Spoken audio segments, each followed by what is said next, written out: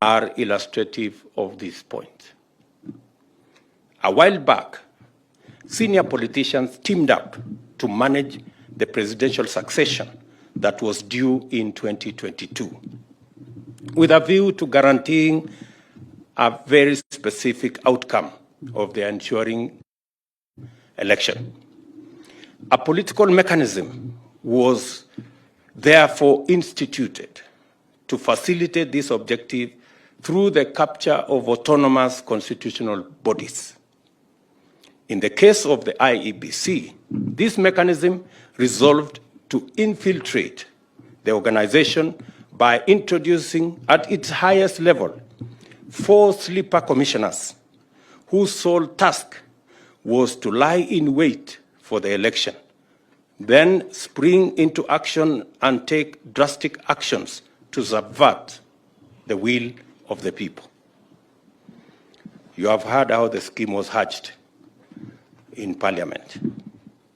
At the same time, the mechanism constituted a syndicate to execute a series of strategies consisting of bribery, blackmail, extortion, threats, and intimidation of various public officials of the IEBC, attempt their abduction, torture, and assassination, to storm the National Tallying Center and attempt treasonous insurrection, use of violence to cause the alteration of the vote tallying, as well as entice or bribe or force the IEBC chair to announce their favored candidate, or failing this, eliminate him and replace him with a willing accomplice from among the sleepers. The horrifying drama at Bomas and the emergence of breakaway commissioners answering to external instructions represented a dismayingly low point in our democratic history. A policy to subvert the wishes of the people had even been sanctioned at the highest offices of the state. The sovereignty of the people was in jeopardy. Our fundamental constitutional attribute as a free, open, democratic society based on constitutionalism and the rule of law was under severe test. Chapter 7 of the Constitution on the representation of the people was subjected to the most shameful, egregious assault. As a result, the nation's legitimate mechanism for constituting parliament and the executive was under serious threat of chaos and paralysis. This is the magnitude of the atrocity which shamefully desperate criminal spectacle of the Bomas of Kenya represents.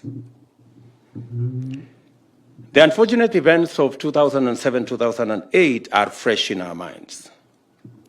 By the time we hauled ourselves out of the abyss that was the 2007 post-election crisis, we had lost thousands of lives, millions of livelihoods. We had lost confidence in our institutions.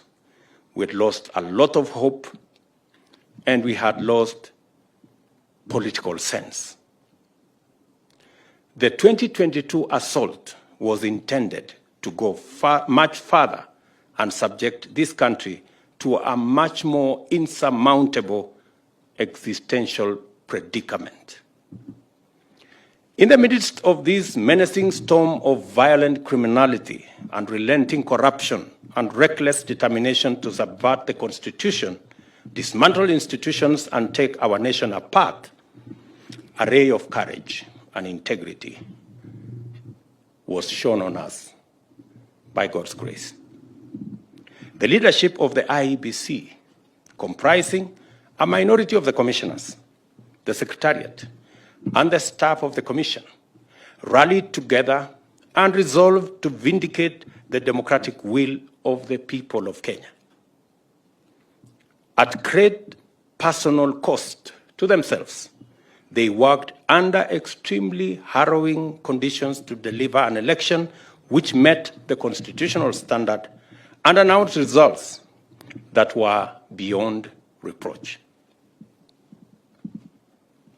Regrettably, IEBC officers were murdered in the course of duty by actors interested in compromising the elections. Many more were subjected to serious threats, coercion, intimidation, and all forms of pressure by emboldened agents of impunity.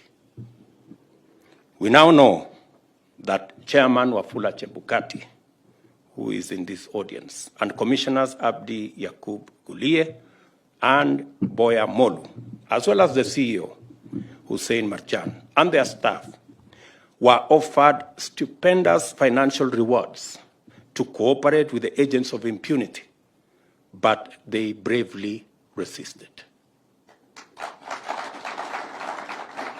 I think these good people deserve a clap, a much.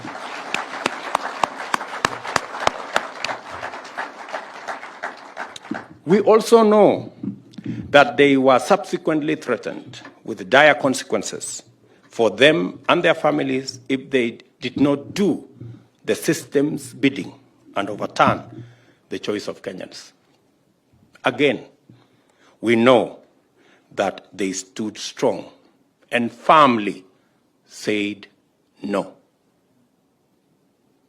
Can we clap for these people?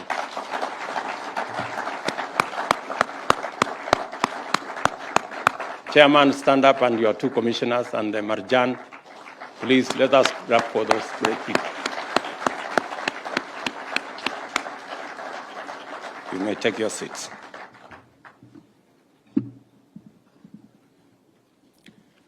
We also know that there was a direct attempt to abduct Wafula Chebukati and murder him so that the commission would be paralyzed, or a compliant commissioner take over and subvert the people's sovereignty. It was a hard, cold, and lonely time. The threats were dire. The promised rewards very lavish, and the pressure relentless. It matters always that a public officer endeavors to do the right thing. It matters even more that a state officer did not once hesitate, even for the briefest moment, to stand his ground and do the right thing under the circumstances surrounding the announcement of the final presidential results in Bomas. We salute with great admiration the steadfastness, integrity, and leadership through example that Wafula Chebukati provided at the IEBC. It is this uncompromising commitment to his constitutional responsibility that enabled Chebukati lead IEBC in learning effectively from the 2013-2017 elections to deliver an election that met the highest standards, and in fact, that was unstealable. It takes a person who can stare death in the face and nevertheless pursue the right course of action to uphold, protect, and defend our constitutional values and principles, and to enable the legitimacy and to enhance the legitimacy of our institutions, as our brothers in the IEBC did.